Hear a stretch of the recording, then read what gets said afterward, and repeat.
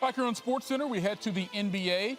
Clippers hosting the Mavs at Staples Center. No Kawhi after getting some stitches in his mouth, taking an inadvertent elbow from Serge Ibaka in the last game. Clippers 8-7 without Kawhi last season, and I guess the Mavs are like, yo, no Kawhi, let's go to work. Luka finishes there. It's 10-2 after the made free throw in the and one. Later, it's 23-5. And I guess the only way to sum up the Clippers' performance in this game, trash, trash, trash. Balls all around the perimeter. Josh Richardson makes a 26-5 game. Yes, 26-5. Now it's 35-11. Luka, he had 13. Richardson had 13. The Clippers only had 13 as a team in the first quarter. It was 36-13. Second quarter, it's 48-16. Terrence Mann opening the corner for the Clippers. Nope. Willie Cauley-Stein with the rebound. To Dorian Finney-Smith. Back to Cauley-Stein for the dunk. And one. It's 51-16. 51-16 after the made free throw. 25 seconds ago before the half. It's 74-27. These numbers are real, people. And after Trey Burke drains that three, the Mavericks led it by 50. The largest halftime lead in the history of the NBA, 77-27. Third quarter, Luka still looking at the competition like not a challenge. How about that? He went for 24, 9 boards, 8 assists. Richardson finished with 21, and the Mavericks destroyed the Clippers. 124-73, largest loss in franchise history for LA. Now the Clippers go back to the first half, scored just 27 points. Tied for their fewest at halftime in any of their home games all time. Luke Kennard's three with 9 minutes to go in the second quarter came between 11 straight misses from beyond the arc, then 7 more to close the half. It's the worst three-point shooting half for the Clippers. Trying to go back out to Batum on that pass by Paul George. Luka down low to a trailing Josh Richardson, who glanced at the rim from three-point territory, but takes it inside and can score 3 anyway. Going to be on Luka. Nice pass over to Richardson. And good concentration. Man, it looked like his career was just about done in Charlotte last year, but a rebirth with the Clippers as Powell guides in the alley-oop pass from Luka. Rolling guy for this Mavericks offense. George, another throwaway. Richardson centers the break off to Luka, and Luka will glide to the rim. It was a good find for this Clipper team. He and Kawhi are really good friends. It's a good fit. Straight away three. Yes, sir. Kleba. Getting used to that. This first quarter. And it just forced another Clippers turnover. And Richardson looking for another three. And the rainbow is up and in. It's a 21-point lead in quarter number 1. Turned it away with the left hand. Williams picked it back up.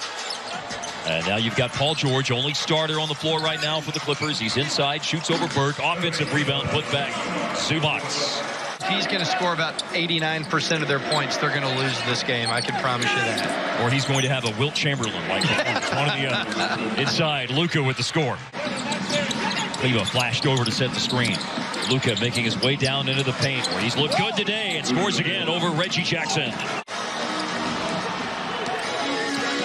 Right to the floor, Johnson. A lead for Jalen Brunson. A hard drive and pull up from the elbow. So there's no stopping this guy as big as he is once he starts going downhill. Well, that graphic is Brunson. Nice lob to Cauley-Stein was very much which of these is unlike the others. You had 3 7-footers and Luka. Terrence Mann no good, and Cauley-Stein rising over Zubac to secure the rebound, and then finds Dorian Finney-Smith, and Cauley-Stein follows him in on the fast break and slams it home with a foul. Skin talked about him running the floor, got rewarded that time, and this guy's crazy athletic. He just goes in and lures the boom against Zubac, who didn't have a chance to block that one. Any kind of basket here makes it a 40-point second quarter lead for the Mavericks. Wow, spin move, drive, and there's that hoop. Jalen Brunson. He came out here and got off to a superb start. As he'll say, things aren't challenges, they're not obstacles, they're opportunities. Yes. Steal, run out, slam, Hardaway. Run TMC, is that about that time? Yeah, that is that time.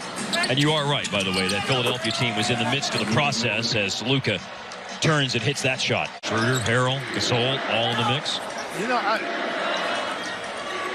just don't think the Clippers have the same shooting. And look at Luka rising up for the shot. Fouled on the J. It goes, and a chance for three the hard way for Luka. Mavs have done this today without going to the line a bunch. 10 for 10 in the first half. There you go. Steal. Richardson stepped in front of Kennard and glides to the cup. Hard not to look at the scoreboard. Sure is.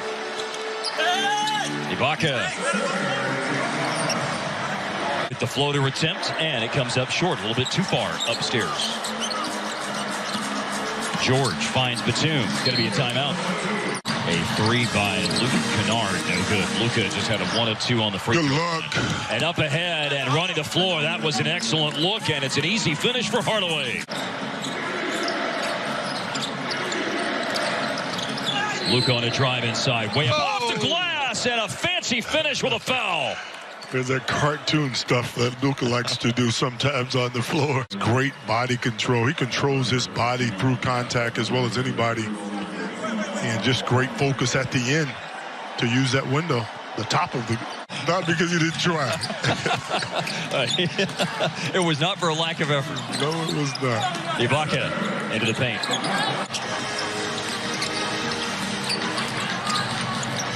Terrence Mann. Inside he scores. Second-year player from Florida State.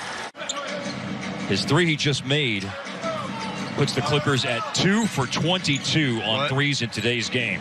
Answer by Dallas, though. A stare-down three by Josh Richardson. 17 a game as a starter last season. Luka heaves a three with 2 minutes to go in the third quarter. Glances off the iron. The quickest to the ball is Willie Cauley-Stein. And it's Hardaway again. Wide open. So now the Mavs have their biggest lead of today's game at 51 points.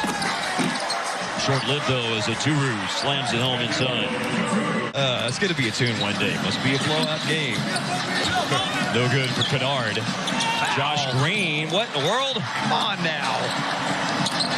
Terrence Mann. 108-63 Mavs lead. They led by 50 at the half, by 51 at one stage early in the fourth quarter. Here goes Brunson. He finds the cutting West 1-2 for the slam. Gliding into the paint. And there's Ty Terry with a steal and a whale of a save-in. And Green with a beauty of a pass to West 1-2 in transition. There's a collision involving Green and Mann and a pass that's tipped outside. Terry to Boban. 4 left on the shot clock. And Boban with one hand just up over the top of the defender, Kabengele. Nowhere to go on the drive for Terrence Mann. A deep three by Reggie Jackson. But West 1-2 and the Mavericks will dribble out the clock on a win. 124-73 is the final score as Dallas. Surprise here. Paul George got to show up in the playoffs. Go see the Wizard of Oz if you have to. Do whatever you got to do. Paul George shows up in the playoffs. How about for Kawhi to be a leader? That works for me, for Kawhi to be a leader. I mean, listen, man. Look, you got to be able to inspire. He does his job. He's phenomenal at his job.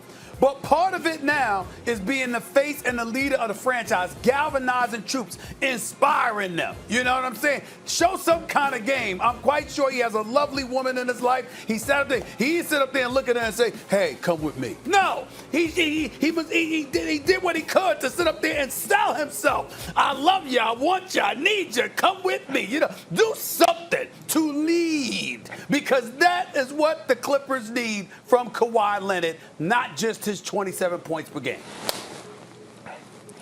Yeah, surprisingly, I'm looking at a guy like Nicholas Batum, who's long, who's athletic, who could defend multiple positions, and I'm looking for him to have a huge impact on this Clippers roster, just on the offensive end, being able to knock down shots on a consistent basis. That's all the Clippers need from him, being able to stretch the floor, knock down shots, and be that elite defender that he's capable of being. All right, let's get to the game I'm probably most looking forward to, guys, and that's going to be Dallas. We just had Mark Cuban on against LeBron in those Lakers. Stephen A., what should be on Big D's wish list this Christmas? To find somebody else so they don't have to depend on Porzingis being healthy. Because if you got to depend on him being healthy, I don't know how much of it. That's not a damn guarantee. Now, I know the brother's 7'3", and he can ball. I got mad respect for him, make no mistake about it. But I damn sure can't depend on him to be healthy. Get somebody to offset the inevitable injury that will come his way. Because if there is a brother that is guaranteed to see a doctor, it's him. Well, you might be right, but then in that case, the Mavs just have to pray. Because how do you replace a 7'3" unicorn that can bomb from the outside, take bigs off the dribble, defend the rim, and when he's healthy, defend in space? He is a game-changing. Porzingis the type of dude where GMs in the offseason all have to, in any conference he's in, what are we going to do about that guy? Because you can't match up with him. What do you do about Porzingis? There's no replacing him. They just have to hope for his health. Well, I think with the Dallas Mavericks, you got to look at Brunson. This kid could flat out ball. He wasn't healthy last year, but right now he's healthy, and the Dallas Mavericks are high on him. And he's a guy that you could throw in and could play on the side of Luka because he don't need the ball in his hands to be effective. He's a walking bucket. He provides that scoring impact off the bench. So I'm looking at Brunson to have a hell of a year and have a huge impact with the Dallas Mavericks. All right, let's get to the team they're playing now.